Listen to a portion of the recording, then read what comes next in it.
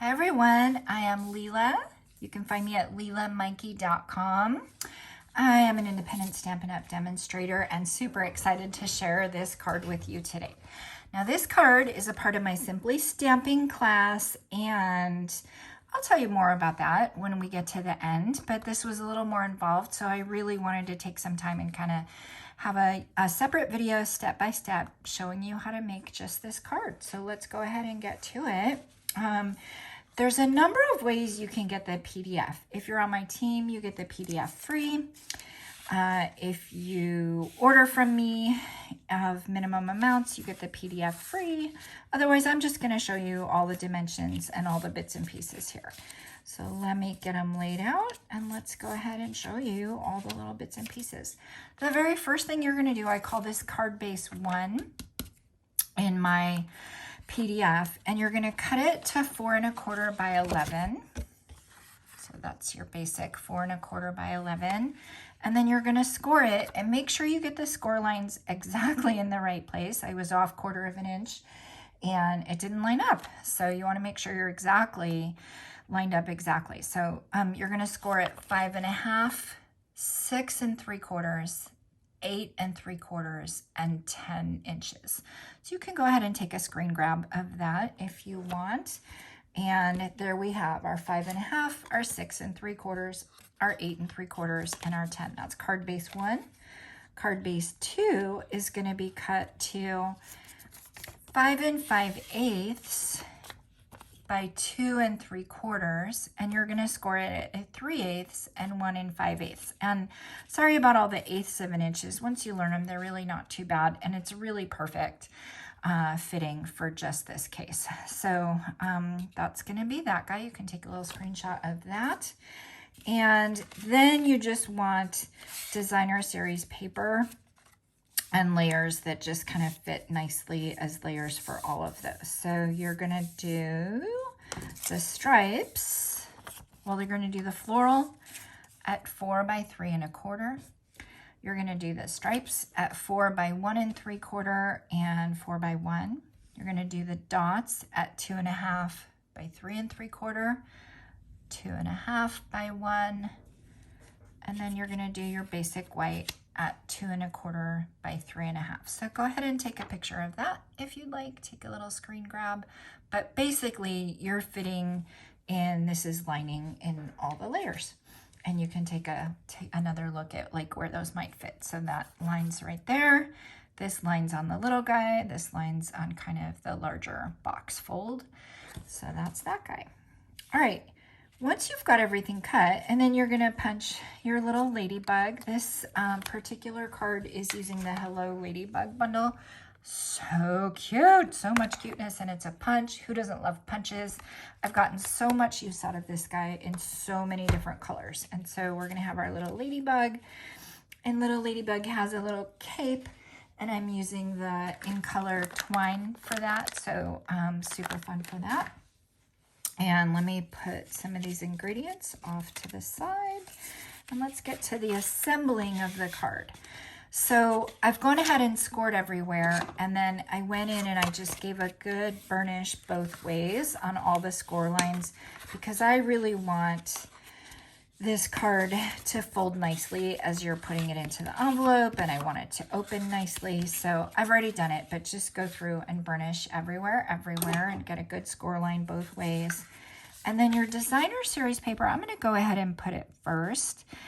Make sure you've got it right side up. And so right side up is kind of like the little stems at the bottom and the little sorbet, I don't know, little blossoms going up. And by the way, this paper, oh my goodness, this paper, I love every color. I love every pattern. This is the Flowers and More Designer Series Paper Pack. You can only get this pack if you host a party or if you're a hostess yourself. So if your order either with just yourself or with just you and a few friends gets to $150, you can get this designer series paper. It's called Flowers and More. I'll tell you how you can get a little sampler pack. If you order minimum $50 from me, you will get a little sampler pack of all the patterns. So I've gone ahead and adhered that. I did that first before I did the fold. You could have like adhered the fold and then adhered the designer series paper. I just know that that's where it's going to fit and that's going to go well.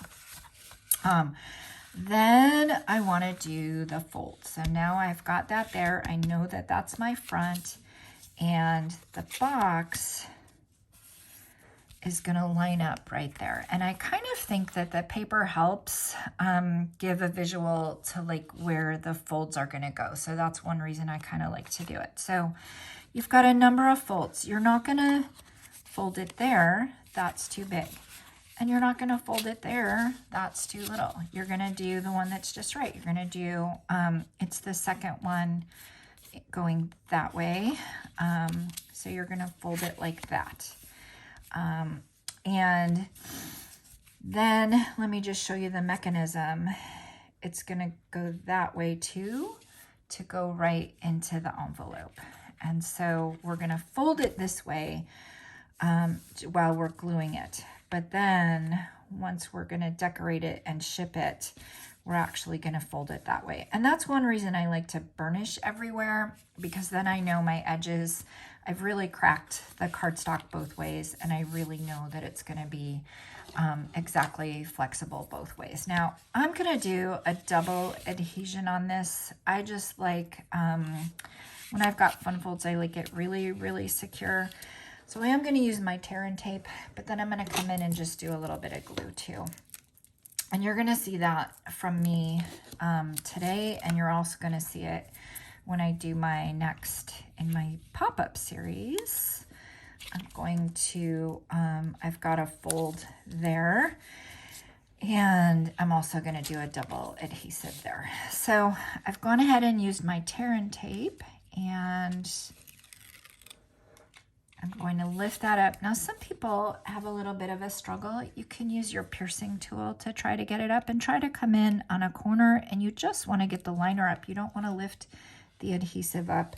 And so I know you can't see it, but I've only got the liner there. So you just want to get under it at an angle and just get that liner going. And don't, like, you're not digging to China. You're just doing a little flip to kind of get it up. So if you're digging too hard in there, that maybe that's not going to work for you. But all right, so I've got my adhesion right on the flap. I've got my adhesive, and now I'm just coming in. But really, you could just use your tape. You'll be fine if you have a really, really good secure tape.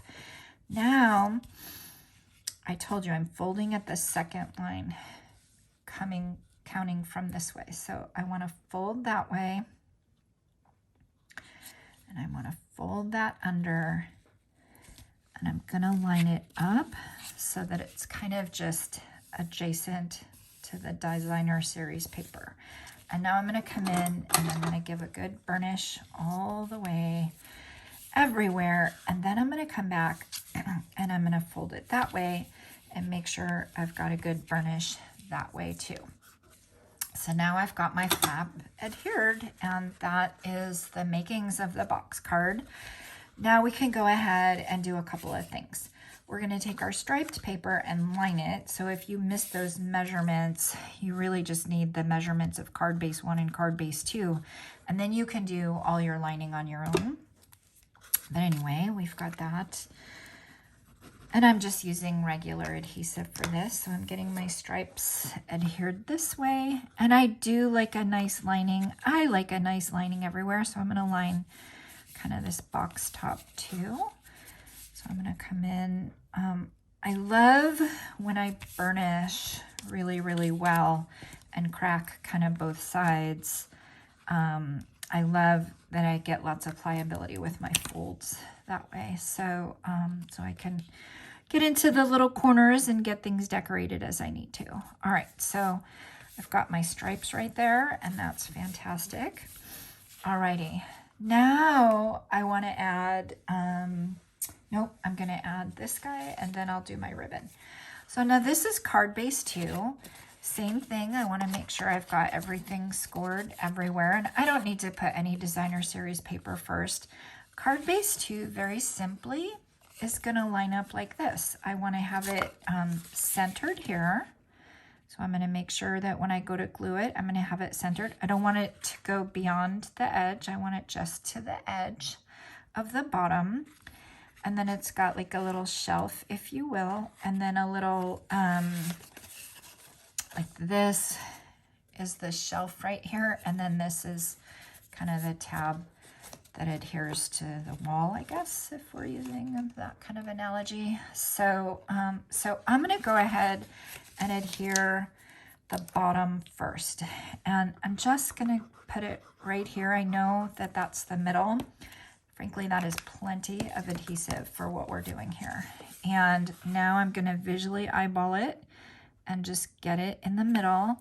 And I'm gonna kind of stand it upright too and just make sure that I'm level on the bottom.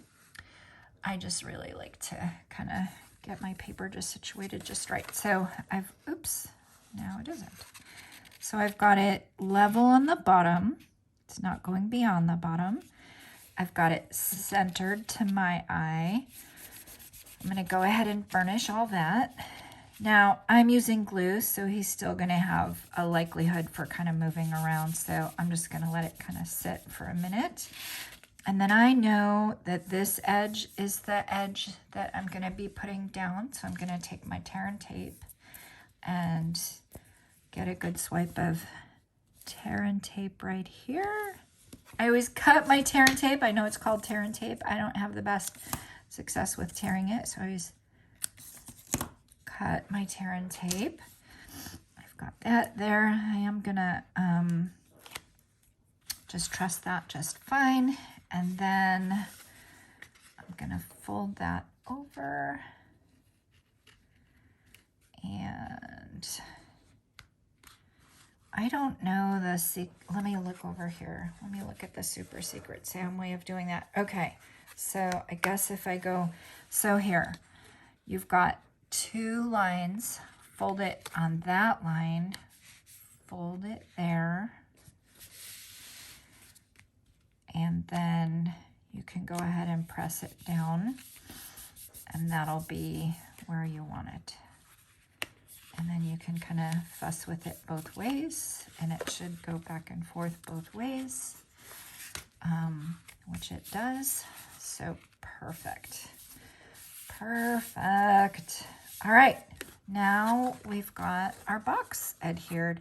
And really from here, it's just a matter of decorating the rest of it. Now, at this point, I want to add my ribbon. And I had so many registrations for this class, I'm thrilled, that I ran out of papaya ribbon. So I gave everybody a papaya bow. I gave everybody a freesia bow.